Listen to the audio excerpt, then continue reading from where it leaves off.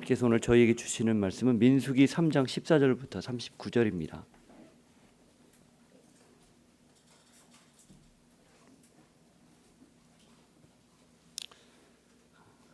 함께 읽겠습니다. 여호와께서 시내 광야에서 모세에게 말씀하여 이르시되 레위 자손을 그들의 조상의 가문과 종족을 따라 계수하되 1개월 이상 된 남자를 다 계수하라. 모세가 여호와의 말씀을 따라 그 명령하신 대로 계수하니라. 레위의 아들들의 이름은 이러하니 게르손과 고핫과 무라리요. 게르손의 아들들의 이름은 그들의 종족대로 이러하니 림니와 시므이요. 고핫의 아들들은 그들의 종족대로 이러하니 아므람과 이스알과 헤브론과 우시엘이요. 무라리의 아들들은 그들의 종족대로 말리와 무시이니 이는 그의 종족대로 된 레위인의 조상의 가문들이니라. 게르손에게서는 림니 종족과 시므이 종족이 났으니 이들이 곧 게르손의 조상의 가문들이라. 계수된 자 곧 1개월 이상 된 남자의 수효 합계는 7,500명이며 게르손 종족들은 성막 뒤 곧 서쪽에 진을 칠 것이요. 라헬의 아들 엘리야삽은 게르손 사람의 조상의 가문의 지휘관이 될 것이며 게르손 자손이 회막에서 맡은 일은 성막과 장막과 그 덮개와 회막 휘장문과 뜰의 휘장과 및 성막과 제단 뜰의 휘장문과 그 모든 것에 쓰는 줄들이니라. 고핫에게서는 아므람 종족과 이스알 종족과 헤므론 종족과 우시엘 종족이 났으니 이들은 곧 고핫 종족들이라. 계수된 자로서 출생 후 1개월 이상 된 남자는 모두 8,600명인데 성소를 맡을 것이며 고핫 자손의 종족들은 성막 남쪽에 진을 칠 것이요.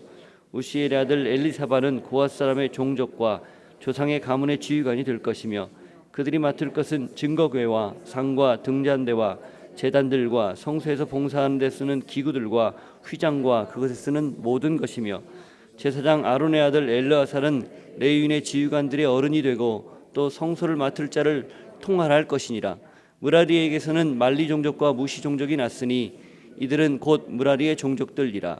그 계수된 자 곧 1개월 이상 된 남자는 모두 6,200명이며 아비하일의 아들 수리엘은 무라리 종족과 조상의 가문의 지휘관이 될 것이요.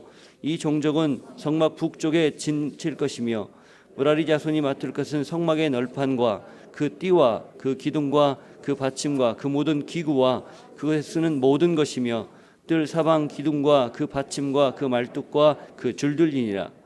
성막 앞 곧 동쪽 곧 회막 앞 해돋는 쪽에서는 모세와 아론과 아론의 아들들이 진을 치고 이스라엘 자손의 직무를 위하여 성소의 직무를 수행할 것이며 외인이 가까이 하면 죽일지니라.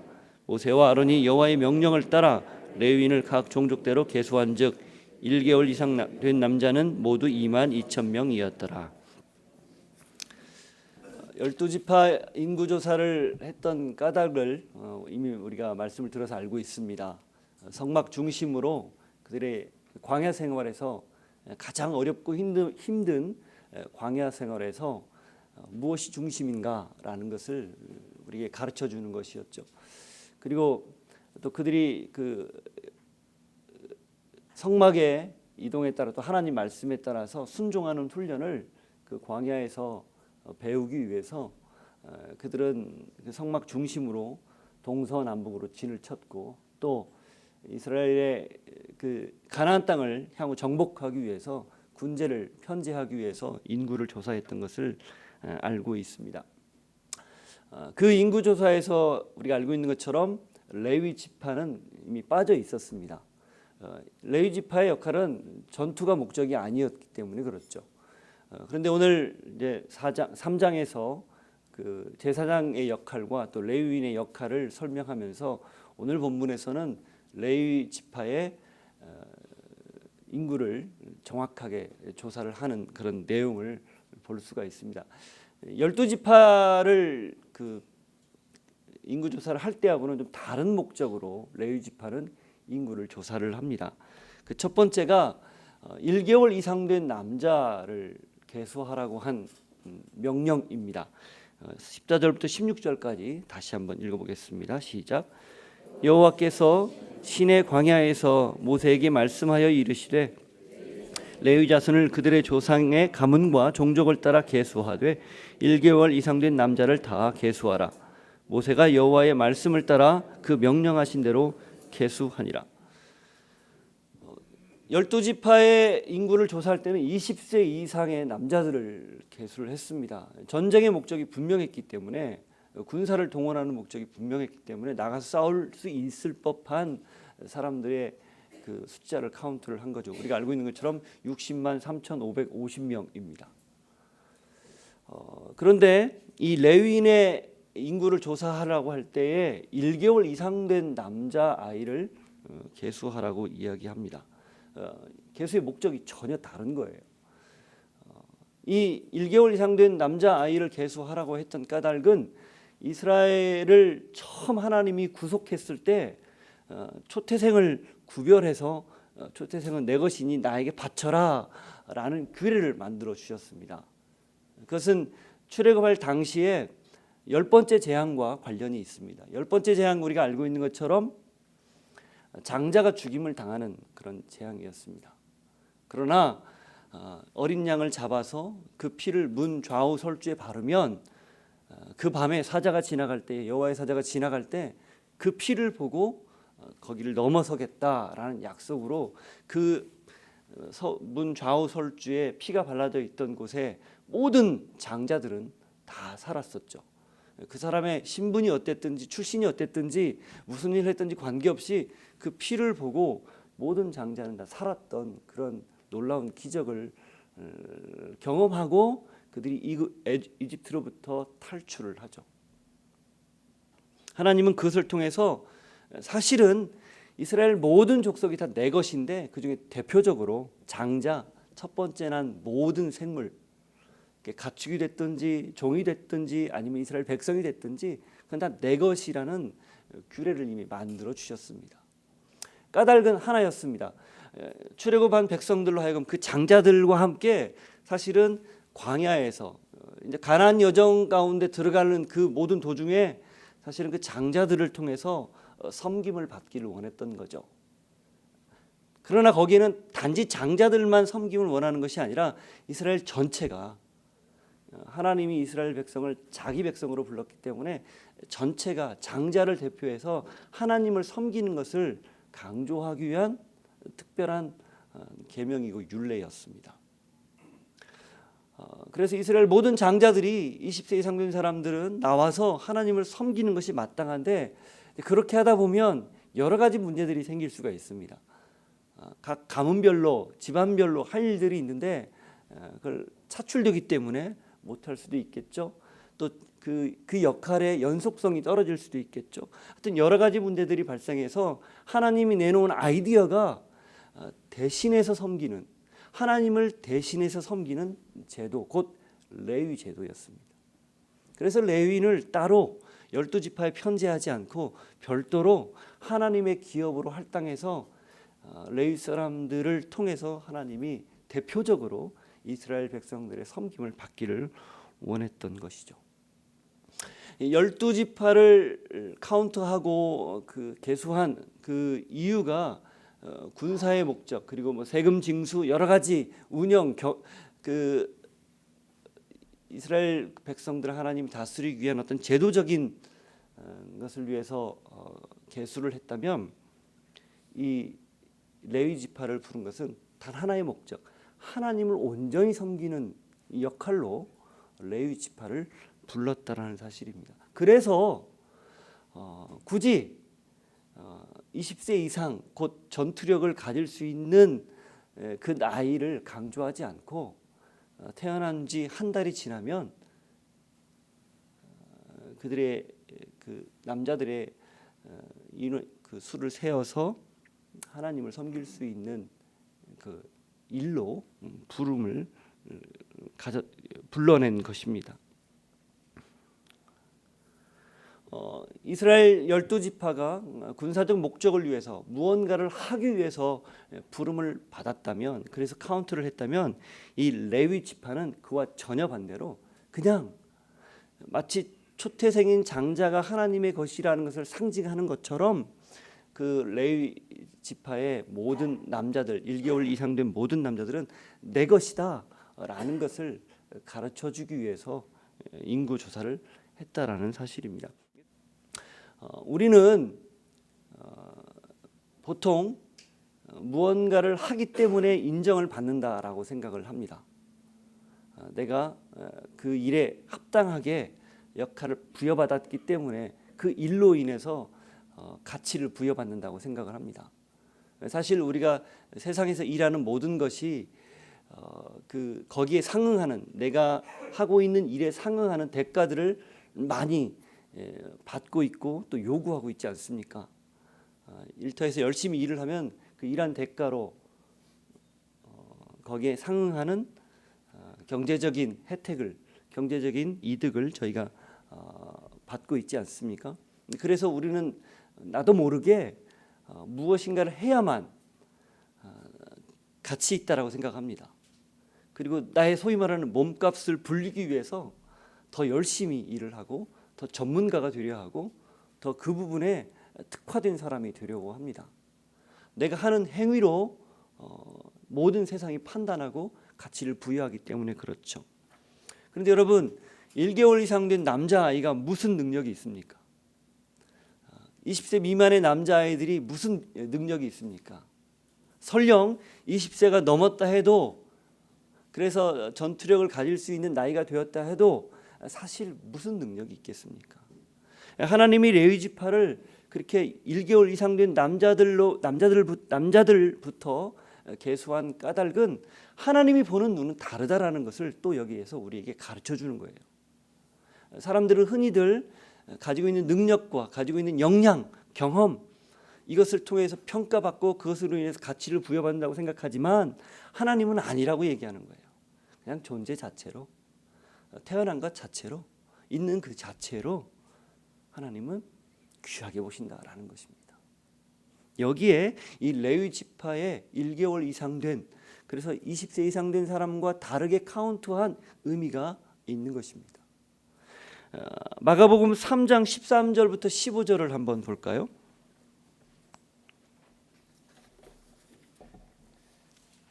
마가복음 3장 13절부터 15절 같이 한번 읽겠습니다. 또 산에 오르사 자기가 원하는 자들을 부르시니 나온지라. 이에 12를 세우셨으니 이는 자기와 함께 있게 하시고 또 보내사 전도도 하며 귀신을 내쫓는 권능도 가지게 하려 하심이로라. 예수님이 12제자를 부르는 과정이 나옵니다. 그 뒤에 이제 12제자 이름이 쭉 나오죠. 그런데 그 12제자 이름이 나오기 전에 12제자를 부른 목적이 세 가지가 나와요. 첫 번째가 자기와 함께 있게 하시고, 두 번째가 전도하게 하시고, 세 번째가 귀신을 내어쫓는 권능, 능력을 부여하기 위해서 제자를 불렀다라고 나옵니다. 그런데 이스라엘 사람들의 어투, 화법에 첫 번째 나오는 거 굉장히 중요해요. 가장 중요한 목적이라는 뜻이에요. 뭐예요? 함께하기 위해서. 우리는 흔히들 이 함께하는 것보다 더 괜찮은 것을 추구합니다. 뭡니까? 전도. 그보다 더 나은 거 뭐예요? 능력 행하는 거. 귀신을 내어쫓고 하나님이 나에게 능력을 주셔서 내가 말을 하면 수많은 사람들이 감동을 받고 영향을 받는 그런 걸 원해요. 근데 예수님이 12제자를 부른 이유가 그건 두 번째, 세 번째라는 거예요. 첫 번째는 자기와 함께하기 위해서. 뭐예요? 그들이 가지고 있는 역량이나 능력에 상관없이, 또 능력을 행하느냐 전도를 잘하느냐 관계없이 그냥 함께하기 위해서, 함께 먹고 마시고 듣고 함께 지내게 하기 위해서 부르셨다라는 거예요. 사랑하는 여러분, 하나님 여러분을 무언가를 시키기 위해서 부르지 않았다는 것을 믿으시길 바랍니다. 무언가를 불러서 잘 훈련시켜서 하나님 일을 감당하게 하려고 부른 게 첫 번째 목적이 아니에요. 그건 그 다음이에요. 첫 번째, 함께 하는 게 익숙해지고 거기서 감동이 있고 거기에서 하나님을 깊이 만나면 두 번째, 세 번째는 자연스럽게 나오는 거예요. 그 순서가 바뀌면 안 되는 것을 오늘 이 레위인의 부름을 통해서 우리에게 가르쳐주고 있는 겁니다. 아무런 능력이 없는 사람을 불러서 세워서 너 내 것이다, 나와 함께 하자. 그런 하나님의 부르심이 여러분에게도 동일하게 있으시기를 주님의 이름으로 축복합니다. 진짜 영성은 어떤 능력에 있지 않아요. 그냥 여러분의 존재 자체, 내가 하나님의 아들이구나, 딸이구나 라고 생각하는 그 자기 정체성에서부터 시작됩니다. 그런 복이 있기를 축복합니다. 두 번째, 조금 다른 점이 있는데, 이 12지파는 그 종족의 우두머리하고 대략 그 인원수만 이야기하는데, 이 레위 지파는 각 그 족속, 레위의 그 세 아들들이 있지 않았습니까? 그 아들들의 족속에 또 그 아래 종족들까지 이름을 굉장히 자세히 설명하고 있어요. 많은 이름이 나옵니다. 17절부터 20절 말씀 읽겠습니다. 시작. 레위의 아들들의 이름은 이러하니 게르손과 고핫과 무라리요, 게르손의 아들들의 이름은 그들의 종족대로 이러하니 림니와 시므이요, 고핫의 아들들은 그들의 종족대로 이러하니 아므람과 이스할과 헤브론과 우시엘이요, 무라리의 아들들은 그들의 종족대로 말리와 무시이니 이는 그의 종족대로 된 레위인의 족장의 가문들이니라. 조금 특이해요. 앞부분은 그냥 그 대표적인 그 종족의 대표적인 우두머리하고 인원만 얘기하는데, 이 레위 지파는 좀 더 구체적으로 이야기를 합니다. 역대기상 1장부터 9장까지는 이스라엘 12지파에, 그리고 레위 지파까지 포함한 13지파의 족보가 나옵니다. 그런데 그 족보 중에 유독 분량이 많은 두 지파가 있어요. 유다 지파하고 레위 지파입니다. 유다 지파는 굉장히 이유가 납득이 됩니다. 왕을 낸 배출한 가문이고 실질적인 장자 지파였어요. 그래서 다양하게 아주 구체적으로 쓰죠. 그리고 나머지 지파들은 뭐 몇 절 안 쓰거나 아니면은 부분적으로 이렇게 씁니다. 그런데 이 레위 지파는 81절에 거쳐서 아주 장황하게 길게 써요. 좀 달라요. 지파 수로 보나 그의 영향으로 보나 그렇게 많지는 않은 숫자였는데, 그럼에도 불구하고 아주 자세히 쓰고 있어요. 왜 그럴까요? 여러분, 성경에서 이름을 기록하는 데는 특별한 의미가 있어요. 단지 그냥 무명으로 기록하지 않고 사람의 이름을 기명하는 것은 의미가 있어요. 그만큼 중요한 역할, 꼭 언급하고 싶은 이야기, 이 사람에 대해서 꼭 말하고 싶은 거, 이런 것들이 이름과 함께 대부분 등장을 합니다. 그러니까 하나님의 입장에서는 하나님을 섬기는 이 레위 지파, 이 사람들은 물론 12지파도 너무 소중해요. 근데 이 레위 지파는 하나님 보시기에 더 의미를 부여하고 싶은 거예요. 하나님을 섬기는 일이기 때문에. 이렇게 들으면 이런 오해를 할 수 있어요. 아, 그러면은 하나님을 섬기는 성직으로의 부름은 귀하고 그냥 전투하고 일상적으로 살아가는 그 삶을 카운트하고 세금을 내야 되는 일상으로의 부름은 그럼 소중하지 않은가? 그거 아닌 거 아시죠? 하나님은 대표적으로 하나님을 섬기는 레위 사람을 통해서 그 이름을 하나하나 불러줌으로 나를 섬기는 것 그 자체가 너무 귀하다, 이렇게 말씀해 주시는 거예요. 여러분, 이 레위 지파에 1개월 이상 된 남자가 22,000명인데 여기 사실 기록되는 사람들은 불과 10여 명에 불과해요. 나머지는 안 나와요. 그럼 하나님이 그 사람들의 이름은 기록하지 않았는데 의도적으로 뺐는가? 분량이 많아서 그거 다 기록하기 어려서 뺐는가? 아니면 대충 기록해서 그냥 이름을 안 하고 카운트만 했는가? 뭐 이런 고민할 수 있어요. 그러나 저는 하나님이 그 이름을 다 알고 있다고 믿습니다.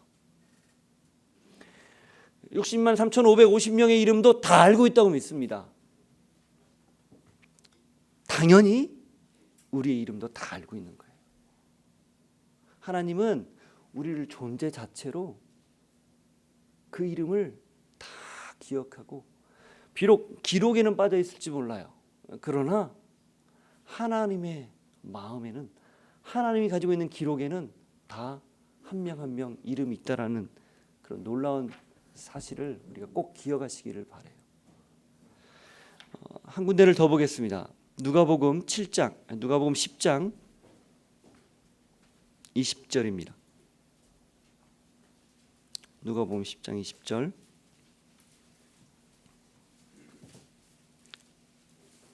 시작. 그러나 귀신들이 너희에게 항복하는 것으로 기뻐하지 말고 너희 이름이 하늘에 기록된 것으로 기뻐하라 하시니라.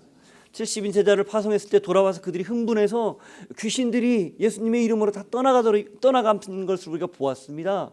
예수님이 거기에 호응해 주지, 나도 보았다. 그런데 더 중요한 게 있다.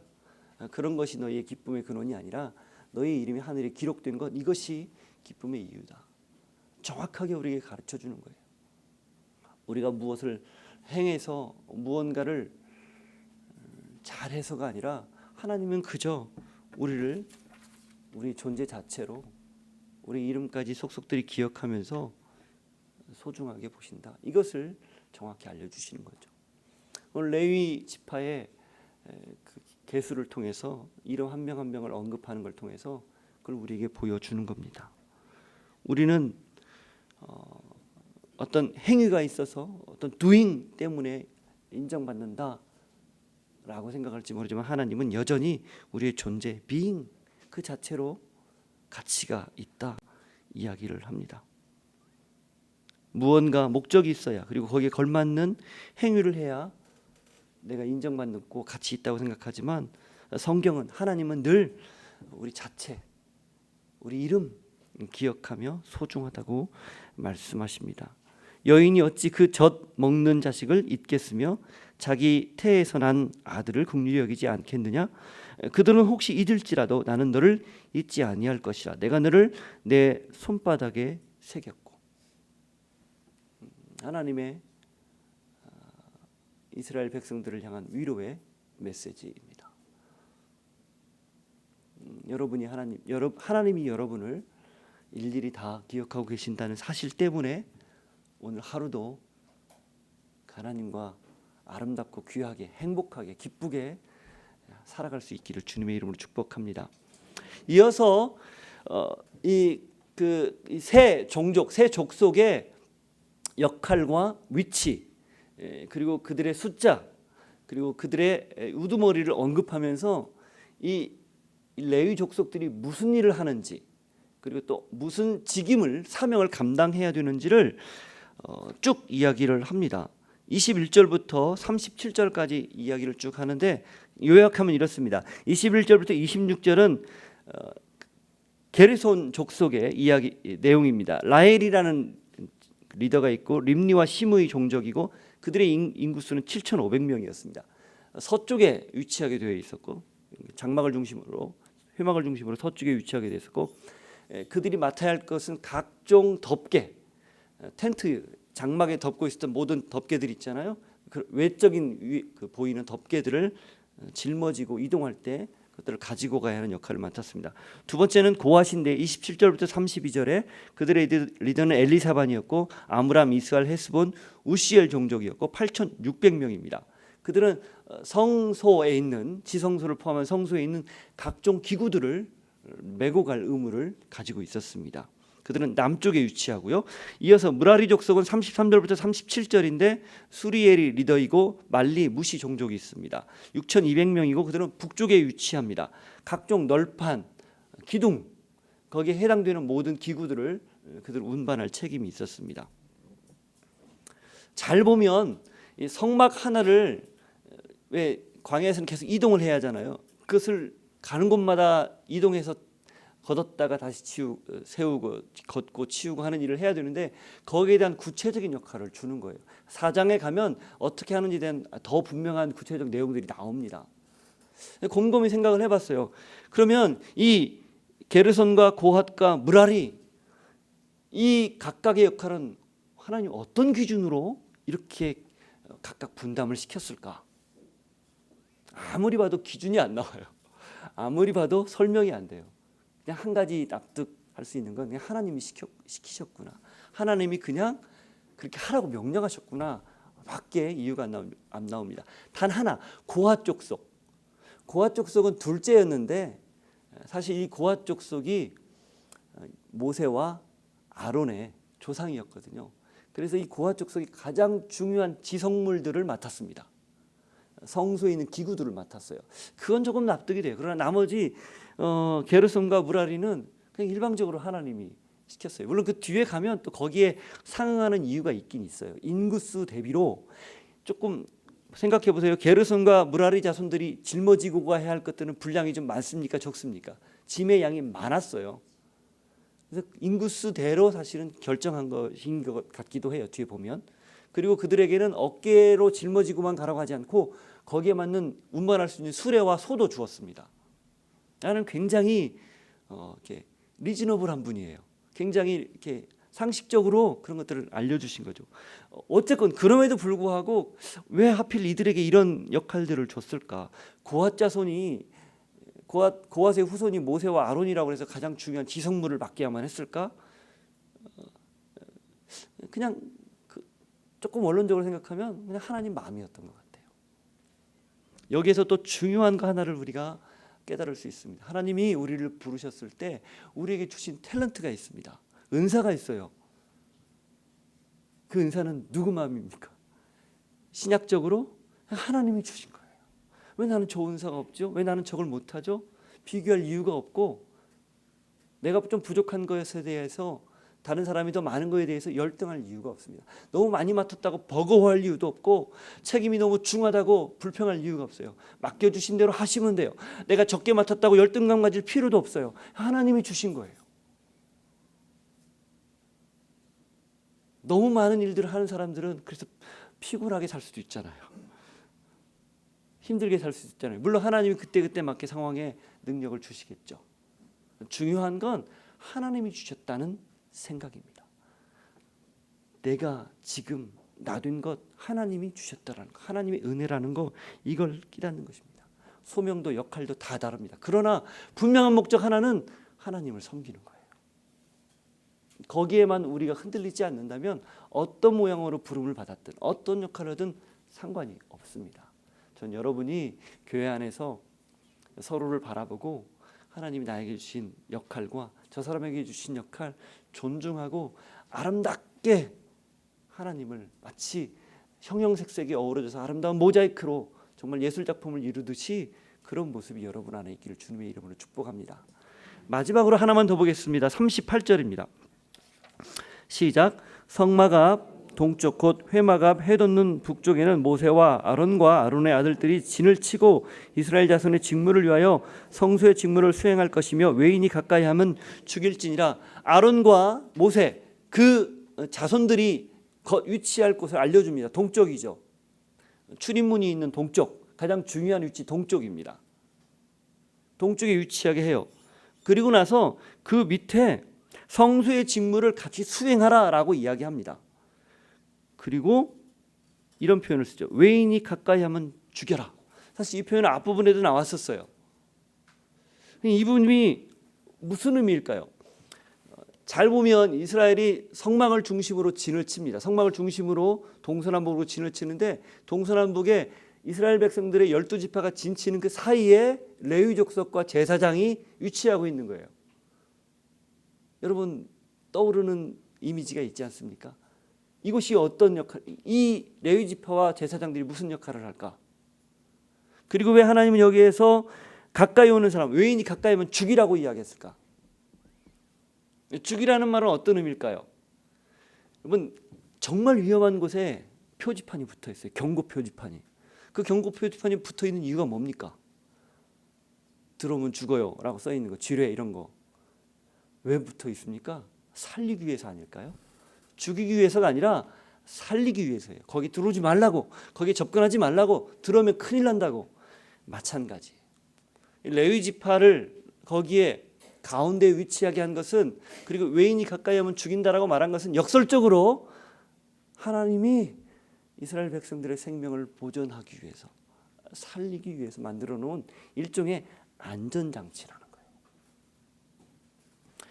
레위인이 하나님 앞에 부름받은 가장 중요한 이유가 하나님을 섬기는 것인데, 또 하나의 중요한 이유는 이스라엘 12지파를 보호하고 살리는 역할, 중보자로서 그들에게 생명을 고스란히 전하는 역할, 이것을 레위인들이 그 위치적으로 받았다라는 겁니다. 역할적으로 받았다라는 거예요. 여러분 우리는 그리스도인입니다.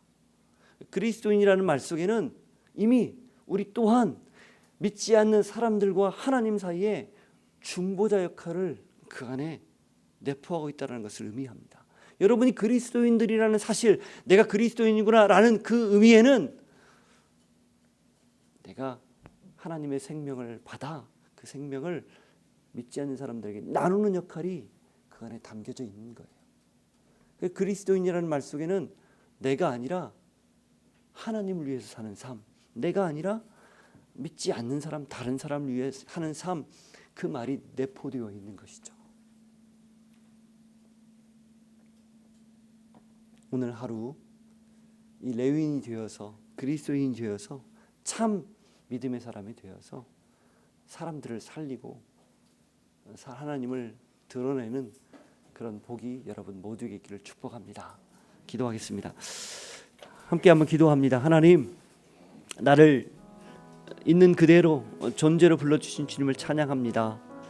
오늘 하루 내가 무엇을 잘해서가 아니라 하나님의 아들과 딸이기 때문에 하나님의 사람으로 하나님과 동행하며 살아갈 수 있는 내가 되게 하여 주옵소서.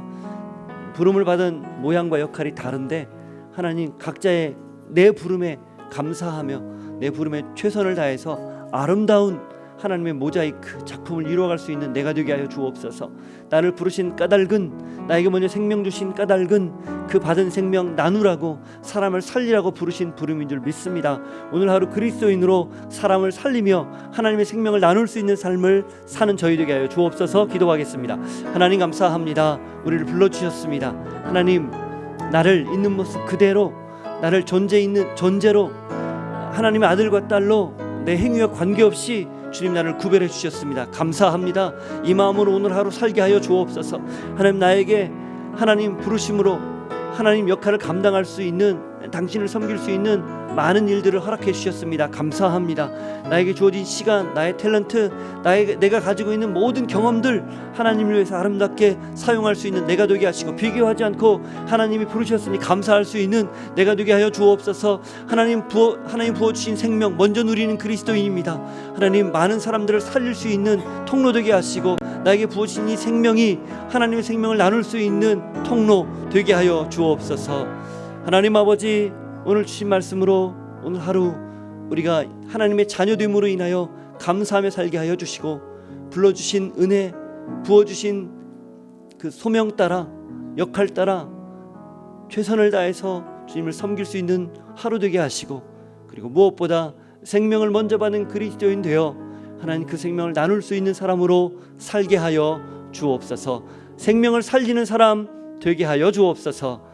지금은 우리 주 예수 그리스도의 은혜와 하나님 아버지의 사랑과 성령님의 교통하시며 위로하시며 충만하신 역사하심이 우리를 하나님을 섬기라고 불러주신 그 은혜에 감사하며 오늘 하루 생명 살리는 사람으로 살겠습니다 고백하고 결단하는 주의 백성들 머리 위에 삶의 자리 위에 함께 하시기를 축원하옵나이다.